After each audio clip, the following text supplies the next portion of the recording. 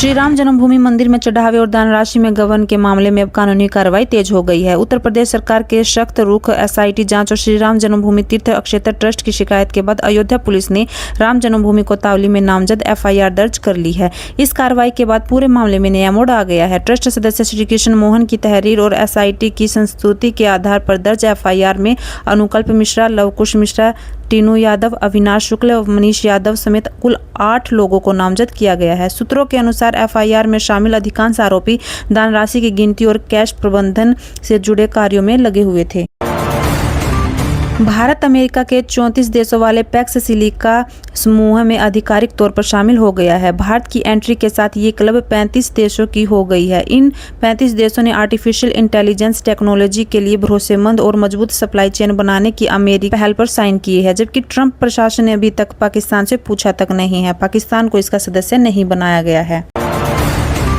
री-नीट परीक्षा में सामने आए फर्जीवाड़े की जांच का दायरा अब काफी बढ़ गया है। आर्थिक अपराध इकाई के एडीजी के निर्देश पर मामले की तह तक जाने के लिए विशेष जांच दल का गठन किया गया है। ईओयू के डीआईजी के नेतृत्व में काम करने वाली इस एसआईटी में कुल 12 सदस्य शामिल है, जिनमें डीआईजी के अलावा 1 एसपी, 5 डीएसपी और 5 इंस्पेक्टरों को जिम्मेदारी दी गई है।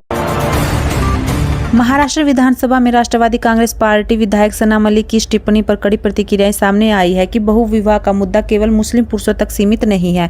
कई नेताओं ने मुस्लिम पर्सनल लॉ और महिलाओं के अधिकारों पर उनके इस दृष्टिकोण का विरोध किया है। सना मलिक ने अपने उन बयानों का बचाव किया है जो उन्होंने मुस्लिम महिलाओं को 3 तलाक के कारण होने वाले अत्याचारों पर मंगलवार को सदन में हुई चर्चा में भाग लेते हुए दिए थे। उन्होंने सदन में कहा था कि यदि कुरान में कोई बात कही गई है और उसे पाकिस्तान में लागू किया जाता है तो हम मांग करते हैं कि उसे यहाँ भी लागू किया जाए।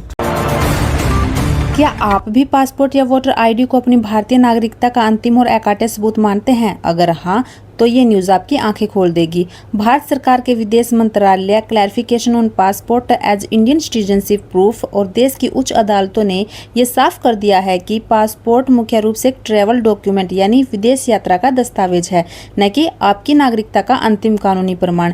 इसी तरह आधार कार्ड सिर्फ निवास का प्रमाण है और वोटर आईडी मतदान सूची का हिस्सा है। नागरिकता अधिनियम 1955 के कड़े नियमों के तहत भारत का असली नागरिक साबित होने के लिए आपका वैध जन्म प्रमाण पत्र या गृह मंत्रालय द्वारा जारी नागरिकता सर्टिफिकेट ही सबसे महत्वपूर्ण दस्तावेज माना जाता है। भारत और पाकिस्तान के अधिकारियों के बीच इस हफ्ते कोलंबो में सीक्रेट बैठक की गई है। पाकिस्तानी अखबार ने दावा किया है कि पाकिस्तान और भारत के अधिकारियों ने ट्रैक 1.5 डायलॉग के तहत एक दुर्लभ बैठक की। इसमें दोनों देशों के पूर्व राजनयिक, रिटायर हो चुके सैन्य अधिकारी और सत्ताधारी गठबंधन के राजनेता शामिल हुए।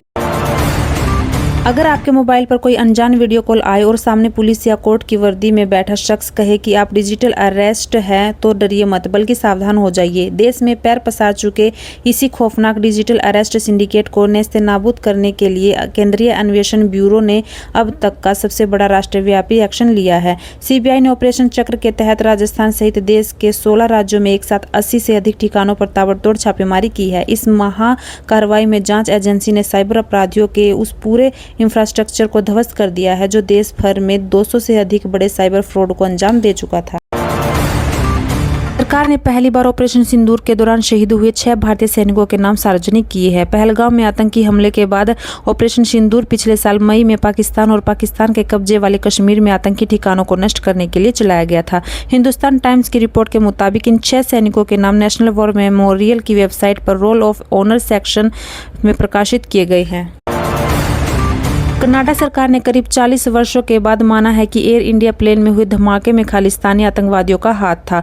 1985 में किए गए बम धमाके में 329 लोगों की मौत हो गई थी। कनाडा की मुख्य intelligence agency Canadian security intelligence service ने पहली बार साफ तौर पर कनाडा में मौजूद खालिस्तानी आतंकवादियों को विस्फोटक लगाने में का जिम्मेदार ठहराया है। भारत हमेशा से कहता आया है कि 1985 में हुए बम धमाके की साजिश खालिस्तानियों ने रची थी।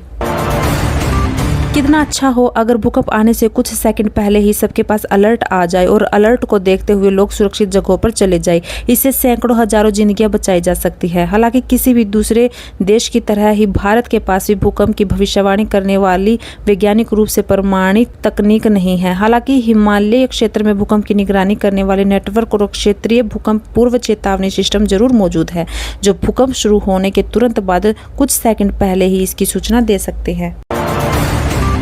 दिल्ली सरकार के आबकारी विभाग द्वारा बियर शराब की ब्रांड पुशिंग की नीति का फायदा दिखने लगा है। दिल्ली में शराब की बिक्री में बढ़ोतरी हुई है, जिसके चलते मौजूदा वित्तीय वर्ष 2026 से 27 के पहले 2 महीने में रेवेन्यू में 17% का इजाफा हुआ है। बियर के nationwide popular beer brand की बिक्री भी दोगुनी हो चुकी है।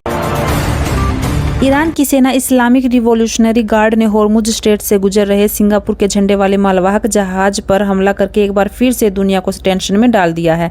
IRGC ने यह हमला तब किया जब ईरान ने चेतावनी दी है कि होर्मुज स्ट्रेट से गुजरने वाले जहाज उसके बताए हुए रास्ते से ही गुजरे।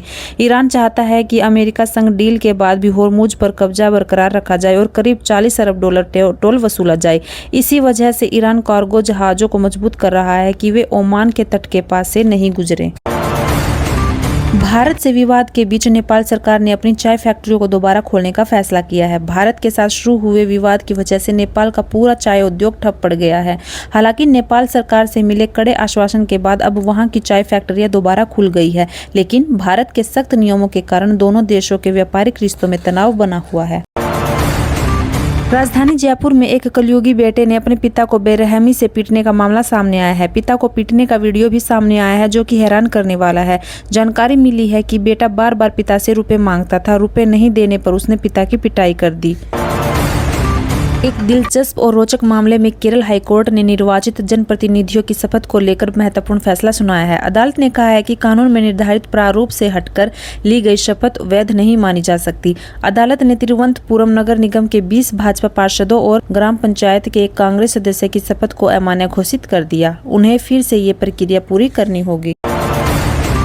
उत्तरी वेनेजुएला में आए भीषण भूकंप के बाद भारत ने मानवीय सहायता अभियान ऑपरेशन अमिस्ताद के तहत इंडियन आर्मी की एक विशेष चिकित्सा टीम राहत कामों के लिए रवाना की है। भारतीय सेना के 60 पैराफील्ड हॉस्पिटल की मेडिकल टुकड़ी दोपहर हिडन एयरफोर्स स्टेशन से भारतीय वायुसेना के 2 विमानों के जरिए वेनेजुएला के लिए रवाना हुई। यह दल फिलहाल वेनेजुएला के लिए उड़ान पर है। सोनीपत में सावन और तीज के त्योहारों के बीच घटिया और मिलावटी घेवर बेचने वालों पर खाद्य सुरक्षा विभाग ने बड़ी कार्रवाई की है। टीम ने विभिन्न दुकानों से जांच के लिए 13 सैंपल सील कर लैब भेजे हैं और अस्वच्छ पाए गए 28 किलो घेवर को मौके पर ही नष्ट कर दिया गया है। मध्य प्रदेश के रतलाम जिले के पिपलोदा क्षेत्र में मुहर्रम के ताजिया जुलूस के दौरान एक बड़ा और दर्दनाक हादसा हो गया। करीब 200 लोगों की मौजूदगी में निकाला जा रहा 20 फीट ऊंचा ताजिया वहां से गुजर रही हाई टेंशन बिजली की लाइन से टकरा गया। इस हादसे में पूरे जुलूस में करंट फैल गया, जिससे 3 युवकों की मौके पर ही मौत हो गई।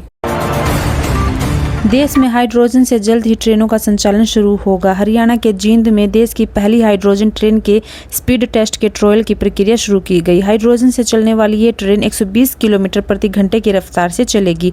पहली हाइड्रोजन ट्रेन के ट्रायल से ट्रांसपोर्ट जगह को कौतूहल से भर दिया है। हाइड्रोजन ट्रेन का यह ट्रायल हरियाणा के जींद सोनीपत रेल सेक्शन पर किया जा रहा है। देश और दुनिया की ऐसी ही लेटेस्ट खबरों को जानने के लिए हमारे चैनल फास्ट ट्रैक न्यूज़ को लाइक, शेयर और सब्सक्राइब जरूर करें और हाँ, बेल आइकन जरूर दबाएं ताकि कोई भी अपडेट आपसे छूट ना जाए। धन्यवाद।